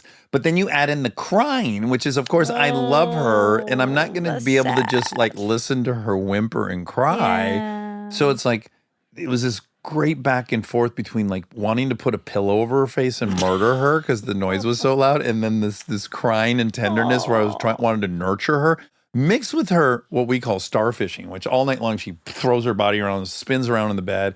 So it was like there was a physical assault. It was so much going on. So of course I woke up Saturday and I was like, I'm not sure we got anything done last night restoratively. Sure. And then Lincoln went to first of all, this is so cute, went with pals to Malibu to the beach. Oh my God. That is I think it was one of the, so adult. it was like one of the kids' birthday parties. So he had a little volleyball, then it turned into they played football, and she rode with, a friend and her mom. She did. She got picked up. She got picked up, which is rare.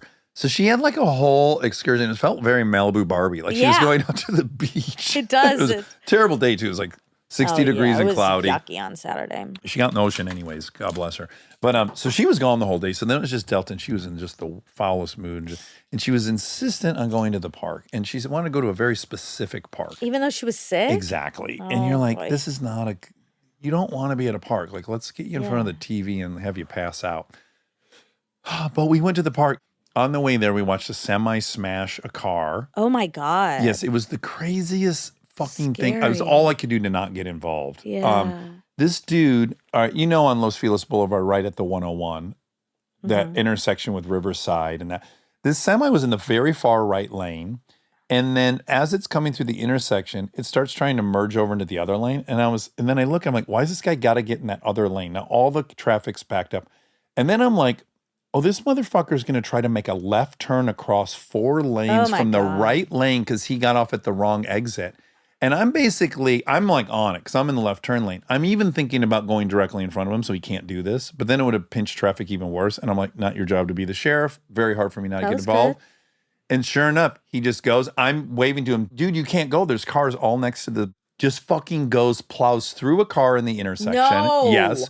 And then takes off down Riverside. What? Yes, I watched the car spin and I think, well, they're definitely going to follow the semi and get its license plate number. They then went in the opposite direction and blasted out of there with a totaled car. What? So I'm like, what did we just see? Is that person not have a license? Are they in a Right. stolen car? Did they not have insurance? What the fuck? And these two were made in heaven. This guy just drove over a car with a semi Seriously? and they ran. That's weird. So it was a weird omen to go right before you get to the park. Oh God. Get to the park. Of course, she didn't want to be there. We set up all the bullshit. She looks at the thing for 5 minutes. She's like, I want to go home after we leave. Oh my It God. was just one of those days. Yeah, sure. But highlight. We then that night went to see. Well, Friday night we saw Bill Burr at the Hollywood Oh, Bowl because it's cool. Netflix is a joke weekend, Oh, nice. and Kristen's doing a show for Netflix, so we had access to all these tickets. So we went to Bill Burr Friday night, and then Saturday we went and saw Shane Gillis at the Oh. Greek. Wow. And I gotta say, might be the best stand-up show I've ever seen. It was unreal. I know. Best comedian of all time. nervous. Well, no, that's Richard Pryor. So it was And- great. You and loved it. Letterman. And who else did we say? Bill Murray. Jerry Seinfeld. At any rate, it was incredible. Great. It was so good. I can't believe how good. He is just, and you know what it is? Talking with Dave on the walk today, because Dave's starting to do stand-up. 75% of it is how comfortable is that human being standing in front of all the people on stage? It's so infectious. Mm-hmm. Like when they have that complete calmness Yeah. and steadiness and confidence, like that does so much of the lifting. And I gotta say, I don't know if I've ever seen someone just so comfortable sitting there telling stories on stage. It was just wonderful. Fun. Yeah, it was really fun. Your weekend. Go. On Friday, we did drive by Bob's Big Boy, and Bob was gone. What do you mean? You know, the big Bob? The big boy. Yeah, the big boy. The big boy. In his overalls. Is his name checker. Bob? No, Bob is the franchisee. Oh, I Like thought in his Michigan, name they was were- Bob. It's Big Boy. Big Boy is the restaurant chain, like McDonald's. But in Michigan, most of them are owned by Elias Brothers. So it would say Elias Brothers Big Boy. Here it's Bob's Big Boy. They varied state to state. I'm bummed. Isn't that wild? I thought his name was Bob. No, he's Big Boy. I thought he was Bob Big Boy. A big, God, I then don't- it should be Big Boy Bob. No. Like if there was a big boy named Bob, that's worth earmark that. Okay. Yeah, I think it would be Big Boy Bob, but it's Bob's Big Boy, Bob's McDonald's. Fuck. So, but the I feel actual like I statue, never even knew him. the statue was down though. You said. Yeah. They Was- retired him, apparently. What do you Oh, mean? was he problematic? The new mascot, a little blonde girl named Dolly. No. Guys, how the fuck you gonna rename Big Boy Wait, are Dolly? you serious? Yeah. The iconic big boy mascot is getting the boot after almost 90 years. No. What a dumb fucking decision. Still be named Big Boy, but a new mascot will be introduced It'll be named Big Boy, but there'll be a little girl. named Dolly. What? Who on earth greenlit this idea? Also, why? I mean, oh my god. They're like, we got to keep up with the times. But then why wouldn't they change the name? to Little Dollies? Yeah. Wait, we thought this was some sort of prank. Well, that the Big Boy statue has been stolen multiple times. It is a Okay. common prank. Yeah, we thought it was Burbank High. We blamed it on Yeah. Burbank High. That would make sense. Fuck, wait till I tell everyone this. Were the old cars still there? Yeah. Okay. Well, not everything has crumbled. What are they thinking? You can't have a restaurant named Big Boy and then switch to To a a girl. little dolly. Oh my What God. I the feel, are they trying to keep up with something? It sounds like they are, but they're not doing a good Oh. job in general because then you should just change the whole thing. Scrap everything. Yeah. Oh my God. Okay. Well, I don't want to get too hung up on that. I'm shocked. It says he hasn't been canceled for bad behavior. Well, Is Dolly Bob's wife? Like, well, there is cartoons. There's like a whole cartoon series with Big Boy in it. Like on the mats, okay. when you'd eat at Big Boy's, they had cartoons and known characters. She clearly was probably one of the Oh, characters really? in the Big Boy So then comic what are strip. they doing? I don't, guys, this is insane. I think they're just desperate. I guess I feel sad that they're getting desperate. No, the iconic Big Boys. Oh, this was 2020. Yeah, that's when. That's most what of you're this has happened. seeing? Yeah. Oh, And they just now got around to it 4 yeah, years that later. doesn't make sense because it says Bob's Big Boy recently announced a new mascot, a more obscure character from the nearly century-old diner's history to help launch a new item, the blonde ponytail Dolly, who made her first appearance in Bob's Big Boy canon via the restaurant chain's comic books, is now the face of the brand in a limited-run fried chicken sandwich, but not everywhere. It says the Downey location staying the course with Big Boy. I don't think this is why that's Bob's gone. Big Boy was missing. Okay. I think this was a misdirect. We got quick to conclude. We quick to jumping to That was conclusions. scary, though. Okay. All right. Anywho. Big Boys. Okay. At the Shane Gillis concert, Mm-hmm. first arriving, walking through a big crowd of people, and a big dude is with a gal, and he comes up to me, and he's big, intimidating looking. And he steps right into my face, and he goes, "You eat ass?" What? Yes. No. Yes. And my first thought was like, oh, this dude wants to get down right now. Like he's coming right at me. And I'm looking at him, but then he has half a smile on his face. And I realize, oh my God, he's talking about chips. You eat ass? Everyone eats ass. Everyone does not eat everyone's ass. He is my quoting God. chips to me. Whoa. But it was a crazy 4 seconds where I'm like, a stranger's stepping up to me and it's go time right now. Didn't bump into him, didn't whatever. Wow. And then I was like, oh my God, yes, of course I eat ass. Fist bump, everyone's happy. We walk away. Okay. But it was, I created my own problem here. If you had punched him, I literally thought that, like, what if I just panicked and fucking Yes. cold cocked him and then he's on the ground and then it hit me? He loved chips. Oh. I would have been like, completely devastated. yeah, this is a good lesson. Oh my God. Kristen watched the whole thing happen. Wow. You eat ass, stranger right in your face, big guy. That's crazy. Okay, well, this is for James. This is for James. Yes. And Our neurosurgeon, neuroscience professor. Compassion. Yes. Manifesting. Okay, so he said that BTS, the band, The Korean band. made a song based on his book. Oh, yes, Magic yes. Shop. So I have it. Oh, you have a taste of it. Hold it. Make sure you hold up to the mouth of the singers on screen. It's not in English. You sure? How does Doty know this is about his song? It says magic. It's called Magic. Well, Coldplay's got a song called Magic too.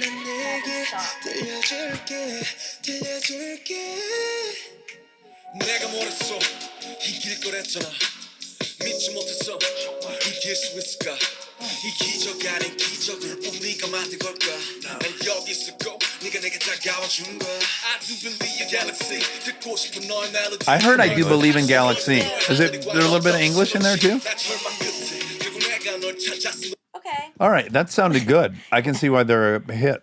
Yeah. It's very catchy. They're a big deal. Okay, so then he said, Another thing he said. he also said, well, I looked up the average pay of a neurosurgeon. Okay. It's by state. Yeah, it's highly regional, isn't it? Yeah. So it says in California, it says annual salary top earners is 394,761. Seems a little lower than I thought. Me too. I think of a neurosurgeon as making millions a year. Yeah. Or That's at what least these are. Every time I look these up, they're very confusing. I feel like because it's an average, they're somehow, I just don't know. Because you listen to like Dr. Death. Wait, on salary.com, it says the average neurosurgeon salary in LA is 754,000. That sounds a lot more. Yeah. Because I remember leaving high school and learning that the highest paid career at that moment was an anesthesiologist. That was 700 grand. And that was in 93. Right. Also, I think that was not real. And also, I know these doctors around LA, like they live in $12 million houses. Exactly. They're clearly making millions a year. Yeah, they are. I sure wish Doty would have told us exactly what he made. Yeah, he didn't. He just, He said he's doing fine. in this episode, he brings up equanimity. Yes. And equanimity is one of my favorite words. Talk about it more. Because I just recently looked it up. Yeah. I had it wrong, kind of. Oh, you did? I thought of it more as equality. Oh, but yeah, it's not. no. It's nothing. No, it's an it's- emotional state. Mm-hmm. Hit Of us. like ease, Contentment. peace. I first learned about it though because Dave Chappelle had a special called Equanimity and the Bird Revelation. Oh. Yeah. That's where you fell in love with it as That's a when word? I first found it, and then I liked it, and I looked it up, and then I forgot what it meant, and I looked it up again, and I forgot what it meant, and I looked it up again, and then I committed it to memory. That's what they say. If you want to own a word, forget it 3 times. They do say that. That's the popular saying. Today on Connections, we both made A blender. a same blunder. It was the same blender? Well, there's no way for me to know if it's the same blender, but it's the same. Color. Yeah, all green and one purple. Oh. So I bet it was the same. Yeah, it was like maybe handful, Yeah. few, one of those. Yeah, handful. They were. I've never heard handful used in the way they were. Oh, really? I have. They're such a handful. Oh, yeah, I have. You're right. Yeah. Thanks for correcting Why me. not? Why not? Why not? Oh, should we admit what we thought? Oh. I mean, it's very gross. It's so gross. It's so gross, and And it's not true. I don't know. It's not, but let's say. Okay, 3 of the 12 words. One was ACE, Yeah, that one's a stretch. Armchair Expert. I That's the know. abbreviation. I know, but not very many people are thinking about it like that. But okay. ACE, Yeah. Expert, Dax. Dax, and Soulmate. Dax was not one, but It yeah. wasn't. Soulmate, expert, and ace. And then I thought, could she be? But listen, I wouldn't have ever had this crazy thought if we hadn't just talked about her for Every a very day. long time. Yeah. And I run into people often that we talk about. It generally gets to them. That's why I'm very careful It can about get to people, yes. how we talk to them. Yeah. About anyone, because it can get to them. Yeah. So when I saw that, I thought, well, we just really did an hour on Why Not. Is I it know. possible she's winking back? Right. Okay. So I side texted you in the morning and I said, expert and soulmate are on. You missed ACE. That's what was crazy Well, to me. I saw it, but that to me felt like a stretch. A lot of people call it ACE. Rob, don't you associate ACE with our show? Yeah. Do you I think see it in the comments a You lot. do? People call it ACE. Yeah. Yeah. I like Like, AE better. I generally but say AE as well. If I'm like too lazy to say it, Right. I say AE. Like, oh, the AE shows are on these days, and then Yeah. but ACE is really, really common. Okay. And it's the most accurate. Well, actually, it's not. it's when 'cause- people have armchairs 2 words, which Exactly. we Yes, right. So it's inaccurate, but that's fine. I also saw it, but I thought that's narcissistic to look at that and think it's Yes, connected. it's problematic. I owned it, and then I put it on the chain. Well, that's I hadn't okay. That's read what yours. I want to say. Okay, That's what I okay. want to say. So Okay. I sent to you, oh wow, soulmate and expert are on today's connections. And I thought that was just going to be like a fun little sidebar for us. Yeah. Great. Then you on the chain bring it to the chain. And Yeah. then I was like, oh no. Well, hold on a second though. So you know what happened for me is I do connections before I look at my Yeah. text. I don't look at text. Period. I don't open it up. Got it. I finish journaling. I go straight to the toilet and open up connections. Okay. Or if I have to post, I post, then I open up Okay, connections. whatever. The end of connections, I look at my texts. Okay. And then I look at my email. That's the order. Okay. So what I first did is connections, Mm-hmm. and then I immediately send my results. So now I'm sending a text to everybody. I still haven't looked at my text. And then I write, and I own it. I say, at the risk of sounding really narcissistic, Yeah. I feel like Wino winked at us today. Yeah. I was relieved to say Max said he thought it I immediately. was so nervous about what any of them were going to I knew say. you would be. And Max did then a nice thing and said, That's not. I don't think that's Max's personality. no, he I'm feeling can. bad for me. No, for me. Why would he feel bad for you? I'm the one who said it. But it's about both of us. So he probably Well, I was the only one that was being a narcissist. I know, but So if he was relieving my narcissism, he couldn't be like, no, it includes both of us. It's a nice thing. I think, look, listen, I acknowledge that it was. I know. But also, I think, and see now, Wina, if you were intending to wink at us and have fun, now you've fucked up my whole life. Because now I sound like a complete narcissist. Monica thinks I embarrassed both of us in the chain. So do better. Like, hit it right on the nose next time, please. That's how I felt. I was like, Should you we know even what? give her the words right now No. to implant? No, but I thought Dyslexic, if Cherry was on there, it would have been a bullseye. Would have been a duh. Even if the words Like a didn't ding, go ding, ding. together. In fact, they probably shouldn't go together. No, right? they wouldn't go together. Yeah. We don't deserve that. I want to be clear. Exactly. We don't deserve to be a category. I Right. don't think that at all. Yes, I agree. But it's just, Yeah. it's like, Wink, wink. yeah. Wina plays too. I just think Cherry would have been more, Yeah. and Dax and Monica would have been pretty clear. You can't put that on there. That won't work for anything. No, Monica could, because if it was Monica, Friends. no. Oh. Well, then, yeah, that could work. But it would be Monica, then it would be wedding, then it would be saturate, and then it would be sunshine. And it would be beginning with days of the week. Oh, which she did do that Yes, so once. MON for Monica would be Monday. Yeah, but she didn't do Monica that day. Do Monica. So here's what you need to do. Dyslexia, Monica. Cherry. What if she does narcissist? She can. She if that, should. yeah. But what I think was a sweet wink has now ruined my reputation. No, it was fine. I just was also like, why couldn't that just be a sidebar between me and you? Because then it's not risking narcissism or arrogance if it's just between us. But when you bring it to the world, then it is. But this is the thing, and this is where we differ. I'm not terribly ashamed of my thoughts or what. Like, I don't think I need to hide that. Yeah, that's like fair. that's the truth of what I thought. And if you think I'm a bad person or narcissist because of it, I can live with that. Like, I'd rather just share my real thoughts with this group I like sharing my thoughts with on the puzzle that day. yeah, I get that. And I'll take the risk, I guess. But regardless, she needs to be a little clearer so that, because this has happened a couple times, at least with other podcasts. We've had like back and forths.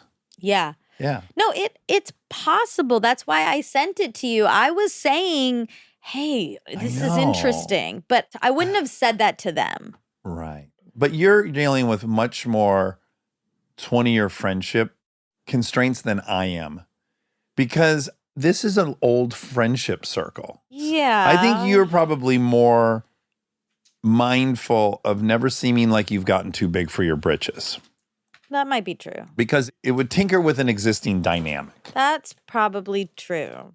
I think I'm a really good participant. You are. I'm trying to make everyone shine. And when it's my day to shine, I'm going to let it shine on me.